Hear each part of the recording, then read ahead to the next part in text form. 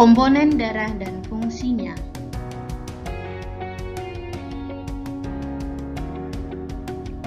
Darah adalah cairan yang terdapat pada semua makhluk hidup yang berfungsi mengirimkan zat-zat dan oksigen yang dibutuhkan oleh jaringan tubuh, mengangkut bahan-bahan kimia hasil metabolisme dan juga sebagai pertahanan tubuh terhadap virus atau bakteri.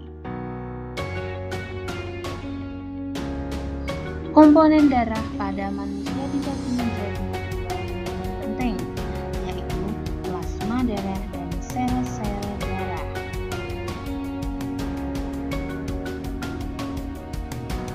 Darah terdapat 4,5 sampai 6 liter, di mana sel darah itu 45% dan plasma darah 55%. Komponen plasma darah terdiri dari air 90-92%, zat-zat terlarut 7-8%, di mana ada protein, garam mineral, bahan organik, sisa metabolik, hormon, dan gas. Strukturnya berwarna kuning pucat. Sedangkan pada sel-sel darah terdiri dari eritrosit, yaitu 4-6 juta, leukosit 4,5 sampai 10 ribu, trombosit 150 sampai 3.000 per mm3.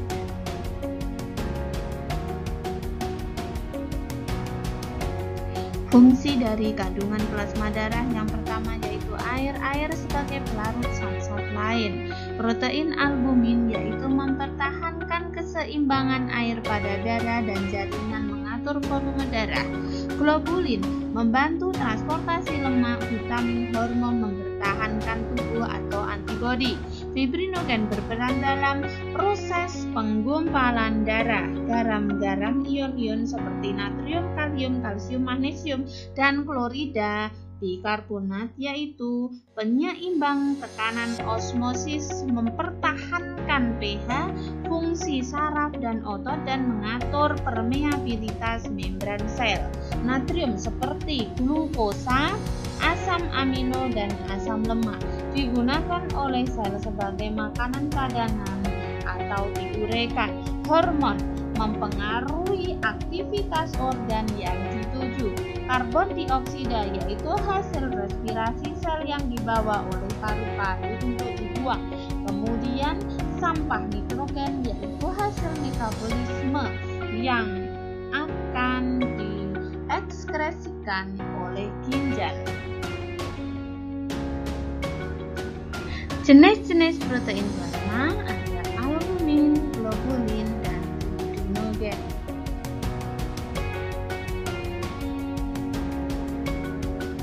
Sel darah terbagi menjadi 3 juga, yaitu eritrosit, trombosit, dan leukosit. Leukosit bergranula atau granulosit terdiri dari 3, yaitu basofil, eosinofil, dan neutrofil, di mana basofil setiap mm3 darah mengandung 20-60 butir plasma bersifat basah dan terdapat bintik-bintik biru yang mengandung histamin dan bersifat fagosit, di mana eosinofil yaitu tiap mm3 darah mengandung 100-400 butir plasma bersifat asam dan terdapat bintik-bintik biru bersifat fagosit. Kemudian yang terakhir yaitu neutrofil terdiri dari tiap mm3 darah mengandung 3000 sampai 7000 butir plasma bersifat netral dan terdapat bintik-bintik dan bersifat fagosit. Sedangkan leukosit tidak bergranula atau agranulosit terdiri dari 2, yaitu limfosit dan monosit, di mana limfosit tiap mm3 darah mengandung 1500 sampai 3000 butir, dapat bergerak bebas, dapat membentuk zat antibodi. Dan monosit yaitu tiap mm3 darah mengandung 100 sampai 700 butir, dapat bergerak dengan cepat dan bersifat fagosit. Monosit dapat membesar dan berkembang menjadi makrofag. Makrofag merupakan sel fagositosit terbesar dan berumur panjang. Perbedaan sel-sel Dilihat pada ukurannya, pada eritrosit terdapat 7,5 nm, pada leukosit terdapat 5-9 nm, dan pada trombosit terdapat 1-4 nm. Dilihat dari jumlahnya, pada eritrosit jumlahnya kurang lebih dari 5 juta per cm3, sedangkan pada leukosit kurang lebih 7.000 per cm3, pada trombosit yaitu kurang lebih dari 300.000 per cm3. Sedangkan strukturnya pada eritrosit yaitu tanpa nukleus mempunyai hemoglobin, pada leukosit yaitu mempunyai nukleus tanpa hemoglobin, dan pada trombosit tanpa nukleus tanpa hemoglobin. Dan bentuknya pada eritrosit yaitu cakram bikonkav, dan pada leukosit tidak beraturan, trombosit juga tidak beraturan.